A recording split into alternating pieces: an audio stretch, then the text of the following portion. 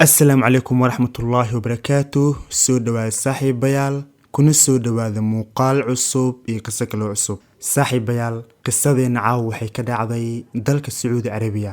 Laakiin saaxiibayaal, qisadeena caawa waa qiso calool hur ah. Marka saaxiibayaal, idinka ayaa wax walba dhigiina ku maqli doonee ee muuqaalkan dhammaysta. Sanada ka hor Sacuudi Carabiya waxaa jiray ninka ganacsan jiray muqaadaraadka iyo xashiishka. Laakiin ninkan wuxuu ahaa sida jin oo kale, sababtoo ah booliska way awoodi waayeen inay soo qabtaan. Mar walba ay raadiyaan oo ay daba galaan, ma awoodayaan inay soo qabtaan. Mar walbana waxay arkayaan wadankii oo la soo gelinaya muqaadaraad, xashiish, daroogo. Haddana waxay soo qaban waayeen qofkii arrintan ka dambeeyo, qofka waxaanu soo degayo, qofkii ganacsanayay. Adig wax baan hadalka idinku daalin. Maalin Sacuudi Carabiya waxaa la geliyay muqaadaraadkii ugu badnaa. Macnaha muqaadaraad aad u badan ayaa la geliyay. Marka maalinta booliska waxay awoodeen in ay muqaadaraadka qabtaan. Kaliya muqaadaraadka ma aysan qaban, waxay qabteen ninkii ay intaas soo san raadinayeen, isagana gacanta ay ku dhigeen. Saaxiibkaaga markii gacanta lagu dhigay oo la wareystay oo wax badan la baaray, booliska su'aalaha ay weydiiyeen waxaa ka mid ahayd sidee u awoodi jirtay in aad xashiishkan iyo daroogadan aad dalka gudihiisa soo geliso. Saaxiibkaaga wuxuu dhahay 2 qaab aan isticmaalayay si aan gudaha u soo geliyo xashiishkan. Wuxuu dhahay qaab koowaad wuxuu ahaa markii aan soo gaaray meesha baaritaanka, keligeyga ma imaan jirin, oo wuxuu dhahay 3 ama 4 gaari ayaan iska hormarinayay oo aan horteeda dhigayay, gadaasheedana 3 ama 4 gaari kale ayaan dhigayay. Gaarigeygana dhaxda ayuu galayay. Macnaha markay ugu yartahay 10 gaari ay kusoo baxayeen, gawaari qaarna wuu iska hormarinayay, qaarna wuu iska dambaysiinayay. Marka wuxuu dhahay marka intaas sameeyo kadib wuxuu dhahay xashiish iyo muqaadaraad ayaan waxaan ku qasayay saliid. Sidaan ayuu saliid ugu qasayay. Marka wuxuu dhahay dhulka ayaan ku shubaa, laamigiis dhulka ayaan ku shubaa iyo gawaarida iga horeys dhinacyadooda. Markuu sidaas sameeyo, aaway iyada oo wax baarayeen. Markay meeshii imaadaan waxay oranayaan ma waxaan muqaadaraadkan iyo waxyaabahaas. Marka waxay ku mashquulayaan dhulkii iyo gaarigan geesihiis waxaan ka soo ururay iyo waxyaabaha. Marka saaxiibkaaga wuxuu dhahay markay gawaarida iyo dhulkaas waxaan ku daadin ay ku mashquulaan, aniga iyo gawaarida iga dambeyso sidaa ayaan ku baxsanaynaa. Ma fahanti? Macnaha eygii wuxuu ku mashquuliyay iyo booliskii waxyaabo dhulka uu ku daadiyay, isagii iyo kuwii kalena sidaa ayay macnaha u baxsanayeen. Kulli tuugo way qaab ku baxsan waanayeen. Taas waxa way qaab koowaad uu isticmaalayay. Qaab kale baad uu isticmaalayay waxay ahayd wuxuu dhahay aniga iyo asxaabteyda waxaan jaam ka dhigaynay ayuu dhahay wadada. Wuxuu dhahay wadada markaan sidaan jaam ugu dhigno waxaan abuureynay rabshad iyo buuq. Marka waa fahmi kartaa meel jaam oo ka jiro zaxmad badan ay ka jirto, haddii haddana buuq iyo rabshad lagu daro, gawaaridii markii hore soo socdeen, kuwii inta ka imaadeen, meeshii jaam, buuq, cariir badan ka imaanayo. Marka saaxiibka qaabka kale uu isticmaalayay, qaabkaasna waxay u fududeynaysay in uu xashiishkan ama daroogadan uu dalka gudihiisa soo geliyo. Marka 2 qaab ayuu isticmaalay. Saaxiibkaaga markii intaa laga dhageystay, wax walba afkiisa ka sheegay, lana ogaaday in uu yahay ninkii intaas soo sano dalkan muqaadaraadka soo gelinayay. Maxkamadda waxay ku xukuntay dil toogasho. Waayahay ninkan dil toogasho lagu xukumo ma baxumee, laakiin inta aan la dilin oo maxkamaddii laga wadin oo meeshii dad la keenin, saaxiibkaaga wuxuu dhahay waxaan rabaa in aan hal arin idin sheego. Qoyskeygan waxaan rabaa ayuu dhahay inay iska cafiyaan. Marka saaxiibayaal, maxay tahay ninkan arinta uu rabo inuu sheego? Dabcan qofkii qalbi leh, qalbi jilicsan leh, ninkan arinta uu sheegi doono dabcan wuu ka damqan doonaa. Marka arinta maxay tahay?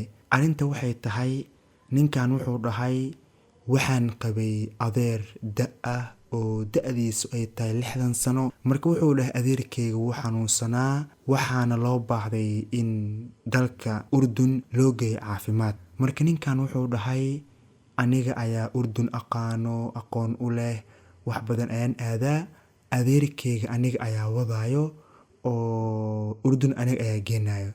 familkii waxay dhaheen waaya adigaba daawadeyso, waaya garabkaaga allah galo. saaxiibkaaga adeerka ayuu soo waday, wuxuu geeyey urdun. markuu sidaa urdun ugu dejiyey, marka adeerka wuxuu usoo waday caafimaad in isbitaalkii uu soo daaweeyo. laakiin saaxiibkaaga isbitaal uusan geen, wuxuu geystay meel lama degaan ah. kadib wuxuu bilaabay in uu adeerkiisa ceejiyo. waa adeerkiisa oo uu usoo waday caafimaad, wuxuu keensaday meesha laba degaanka, wuxuu bilaabay inuu ceejiyo. adiga siduu ceejinayay, ugu dambeyn odaygan adeerkiisa ah nafta ayaa ka baxday, macnaha wuu geeriyooday. ma fahanteen?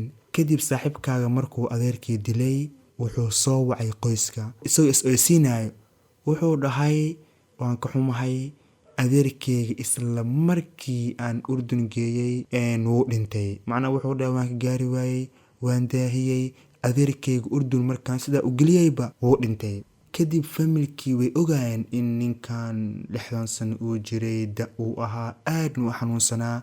way aamineen marka adeerkii in uu caadi isaga dhintay. adiga waxaa la dhahay waayahay, dalkii dib ugu soo celi. kadib saaxiibkaaga markii arrintaa la dhahay, wuxuu dhahay okay. kadib muxuu sameeyey waaye, markuu adeerkiisa dilay, adeerkiisa calooshii ayuu tariiqay. fiiriya, wuu dilay, kadib wuxuu tariiqay caloosha ayuu sidan u tariiqay, oo caloosha adeerkiisa ayaa wuxuu soo geliyey xashiish iyo daroogo badan. adeerkiyuu dilay, kadib calooshiisuu tariiqay, wuxuu kusoo cabeeyey ama uu kusoo raseeyey xashiishka iyo daroogada, kadibna wuu soo talay. sida ayuu kusoo qaaday oo wuxuu keenay Sacuudi Carabiya. markuu Sacuudi Carabiya keenay, familkii iyo wixii meydkii markay arkeen, adiga ugu dambeyn odaygii waa la waday, waa la duugay. marka la duugay kadib, sida caadadu baa taqaaniin, tacsida waxay soconaysaa ilaa 3 maalin. markii 3 maalin tacsida ay dhammaatay oo lagu kala baxay, qof walba danaheeda ay raacatay, saaxiibkaaga wuu baxay, wuxuu aaday qabriga adeerkii. dhageysaya, tacsida markay dhammaatay, wuxuu aaday qabriga adeerkii. qabriga ayuu soo faagay, adeerkiisa ayuu soo bixiyey, dib ayuu calooshiisa u tariiqay oo wuxuu ka soo baxsaday daroogadii. ma fahanteen? kabara macal adeegaas, subxaan allah. daroogadii soo baxsaday, adeerkii ayuu qabrigiisa ku celiyey. markuu intaa sheegay, maxkamadii ayaa la joogaa, familkii way joogaan, ciidankii, qaadigii, kulli waa la dhegeysanaya saaxiibkaaga.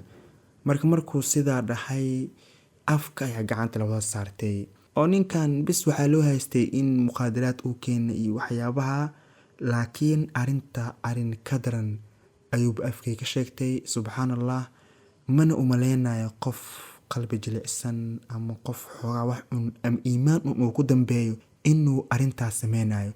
laakiin saaxiibayaal layaab ma lahan, qof mar hadduu barto muqaadaraad iyo xashiish, sidan maahane weliba si ka daran ayuu sameynaa. marka waatana natiijada ay leedahay qofka isticmaalaya muqaadaraadka, xashiishka iyo qofka ganacsanayo. ugu dambeyn, mid uu ninkan sameeyey mid ka daran ayay qofku qaadaysaa. laakiin xasbunallah wa nicma alwakiil. ninkan wuxuu sameeyey ma ahan wax fiican, ma ahan xitaa wax uu qof caadi ah sameyn karo. laakiin ninkan wax walba waxaa ku kaliftay daroogadan iyo xashiishkan. targetkiisna wuxuu ahaa inuu waxaan soo qaado uu gado, macaashka yar uu ka helaa iyo waxyaabaha. bis adeerkaaga waaye iyo qofkan qof famil waaye, waxaasan uma fiirin. waan u jeedin saaxiibayaal mar idinkaga sheekeynaya qaabkuu u galay adeerkiisa. subxaan allah. marka saaxiibayaal, markuu maxkamad saaxiibkaaga wax walba ku sheegay, koley waa fahmi kartaan wax u dambeeyo. xitaa haddii la dilo, familka ma umaleynayo in uu qalbigooda degaayo ama uu qalbigooda u qaboobayo. laakiin waxaa leenahay qalbigooda alla u qaboojiyo.